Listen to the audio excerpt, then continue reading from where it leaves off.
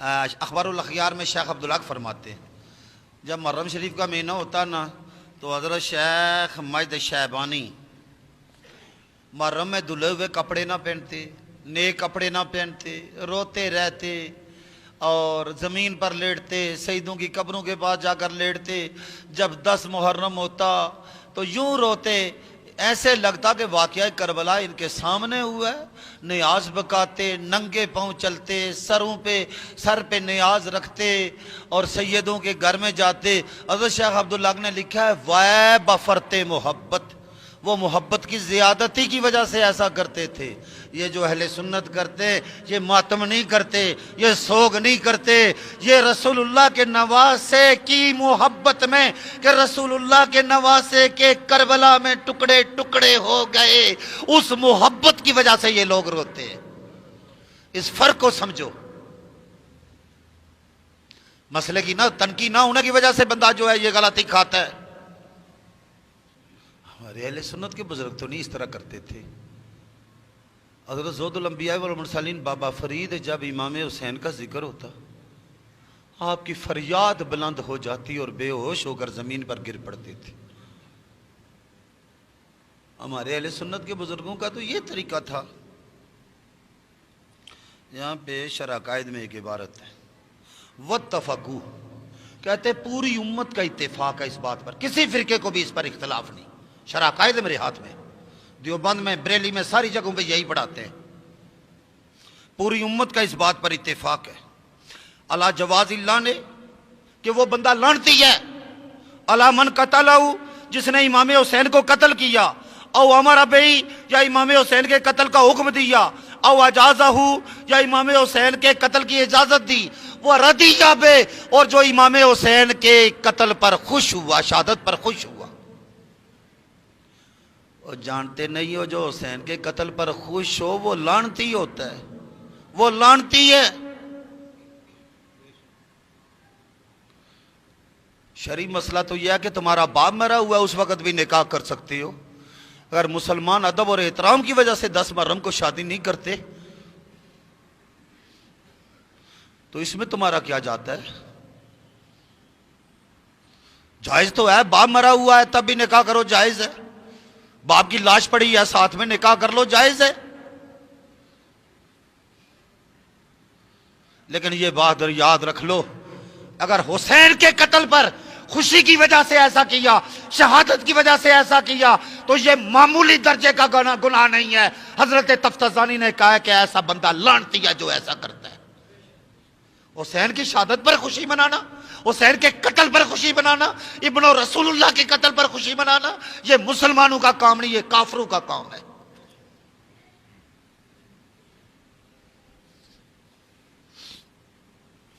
اس باب میں بہت تفصیل ہے، اس بات کو پھر سمجھ لو۔ میں نے یہ نہیں کہا کہ کوئی 10 محرم کو شادی کرے تو کافر ہو جاتا ہے، یہ نہیں کہا ہے۔ یہ کہا ہے کہ جو امام حسین کی شہادت پر خوشی مناتے ہوئے ایسا کرے، خوش ہو کہ آج نبی کا بیٹا شہید ہوا، میں شادی کر رہا ہوں۔ تو تفتزانی نے لکھا ہے کہ جو حسین کی شہادت پر خوشی مناتا ہے وہ بندہ لعنتی ہوتا ہے۔ یہ تفتزانی نے شرح عقائد میں لکھا ہے۔ خدا کی قسم یہ حشر میں تمہارے کام نہیں آئیں گے۔ جس کے ذکر شہادت پہ رسول اللہ رو رہے، تم مولویوں کو دیکھ دو، ہمارے مولوی نے یہ کہہ دیا۔ تمہارا مولوی کیا ہوتا ہے؟ ہمارے لیے تو رسول اللہ کی زندگی میں نمونہ موجود ہے۔ فبقى رسول اللہ صلی اللہ علیہ وآلہ وسلم، وہ جو حسین کے مقابلے میں آئے تھے ادھر بھی بڑے مولوی تھے، سلطان باہو کہتا ہے 18,000 مولوی تھے۔ فبقى رسول اللہ صلی اللہ علیہ وآلہ وسلم، رسول اللہ رو پڑے، وضمہ الی صدرہ، اور امام حسین کو اپنے سینے کے ساتھ لگا لیا۔ فقال رسول اللہ صلی اللہ علیہ وآلہ وسلم یا ام سلمہ وضعت عندک ہذہ التربہ، آپ نے فرمایا ام سلمہ یہ کربلا کی مٹی میں تیرے پاس رکھ رہا ہوں۔ فشمہ رسول اللہ صلی اللہ علیہ وآلہ وسلم، نبی پاک نے اس مٹی کو سونگا۔ فقال ریح کرب و بلا، حضور نے فرمایا یہ مٹی ہے جس سے دکھ کی، درد کی بو آتی ہے، ہوا آتی ہے۔ کربلا کی مٹی کی زیارت کرنا بھی رسول اللہ کی سنت ہے، کربلا کی مٹی کو سونگنا بھی رسول اللہ کی سنت ہے۔ فقال رسول اللہ صلی اللہ علیہ وآلہ وسلم یا ام سلمہ، حضور نے فرمایا اے ام سلمہ، اذا تحولت هذه التربۃ دما، جب یہ مٹی خون بن جائے، فَعْلَمِي أَنَّ ابْنِي قَدْ قُتِلَ، تو جان لینا کہ میرے بیٹے کو شہید کر دیا گیا۔ فَجَعَلَتْهَا ام سلمہ فی قارورۃ، حضرت ام سلمہ نے اس کو ایک شیشے کے برتن میں رکھ دیا۔ ثم جعلت تنظر الیہا کل یوم، حضرت ام سلمہ کربلا کی مٹی کو روز دیکھتی تھی، وہ تقول اور کہتی تھی ان یوما تحولین دما لا یوم عظیم، اے مٹی جب تم خون بن جائے گی تو کائنات میں وہ سب سے بڑا مصیبت کا دن ہوگا۔ یہ محدثین کا بادشاہ امام ابن حجر، ان کی تہذیب التہذیب ہے، یہ پھر تہذیب التہذیب ہے۔ ان اسبغ بن نباتہ، اسبغ بن نباتہ کہتے ہیں قال اتینا مع علی علیہ السلام علی موضع قبر الحسین، حضرت علی کے ساتھ اس جگہ پہ جہاں پہ امام حسین کی قبر ہے نا، اس جگہ پہ ہم آئے۔ حسین شہید نہیں ہوا، اس جگہ کی پہلے زیارتیں ہو رہی ہے۔ فقال، تو حضرت علی پاک نے فرمایا ہا ہونا مناخ رکابہم، یہ وہ جگہ ہے جہاں پہ میری اولاد گھوڑوں کو باندھے گی، اونٹوں کو باندھے گی۔ وَمَوْضِعُ رِحَالِهِمْ، اور یہاں پر ان کے کجاوے اتریں گے۔ وَمُحْرَقُ دِمَائِهِمْ، اور جہاں پر ان کے خون بہیں گے۔ فِئَةٌ مِّنْ آلِ مُحَمَّدٍ، محمد کی اولاد کا ایک گروہ ہوگا۔ یقتلون بہذہ الارضا، اس میدان کربلا میں وہ شہید ہوں گے۔ تبکی علیہم السماء والارض، ان پر آسمان بھی روئے گا، ان پر زمین بھی روئے گی۔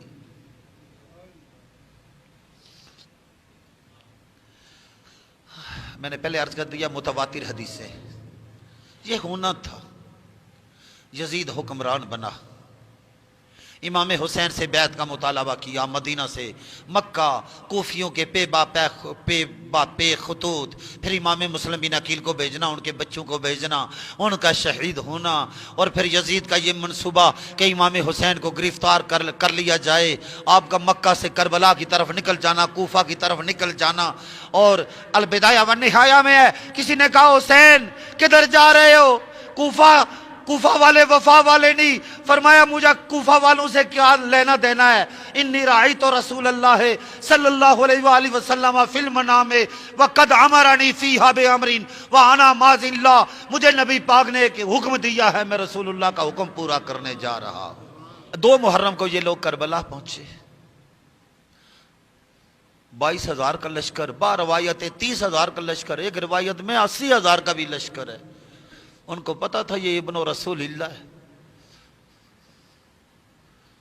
آپ اگر واقعہ کربلا کی جو مستند تواریخ ہیں ان کو پڑھیں کہ رستے میں کتنے صحابہ کرام اور ان کے بچے وہ امام حسین کی مدد کو آ رہے تھے، لیکن قضاء و قدر کے اپنے فیصلے تھے۔ 7 محرم کو پانی بند ہو گیا، کتے پانی پی سکتے تھے، خنزیر پانی پی سکتے تھے، درندے پانی پی سکتے تھے، لیکن محمد الرسول اللہ کی اولاد پانی نہیں پی سکتی تھی۔ یہ ابن جریر کی تاریخ، یہ ابن اسیر کی تاریخ۔ 9 محرم کی عصر کو تلوار کے دستے کے ساتھ امام حسین نے اپنے سر کو رکھا، اونگ آ گئی۔ جب بیدار ہوئے سیدہ زینب پاس سے کہنے لگے انی رأیت رسول اللہ صلی اللہ علیہ وآلہ وسلم فی المنام فقال انکا تروح الینا غدا، کہا بے نبی ابھی خواب میں نبی پاک کی زیارت ہوئی ہے اور نبی پاک فرما رہے ہیں حسین کل تو ہماری بارگاہ میں پہنچ جائے گا۔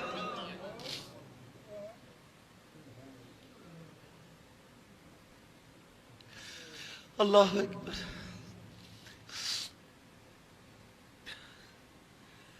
پوری رات عبادت میں، استغفار میں، قرآن پاک کی تلاوت میں، نماز فجر کی آذان شہزادہ علی اکبر نے دی، حضرت امام حسین نے امامت فرمائی۔ صبح کے وقت نکارہ جنگ بجا دیا ابن سعد نے۔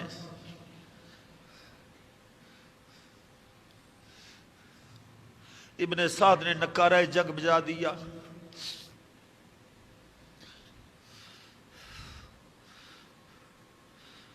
حر بن یزید ریاحی امام علی مقام کو گھیر کے لایا تھا. یہ یزیدی فوج کا ایک افسر تھا. اس نے ابن سعد سے کہا مجھے تو نہیں پتا تھا کہ آپ لوگ اس حد تک چلے جائیں گے کہ رسول اللہ کی اولاد سے لڑائی کریں گے.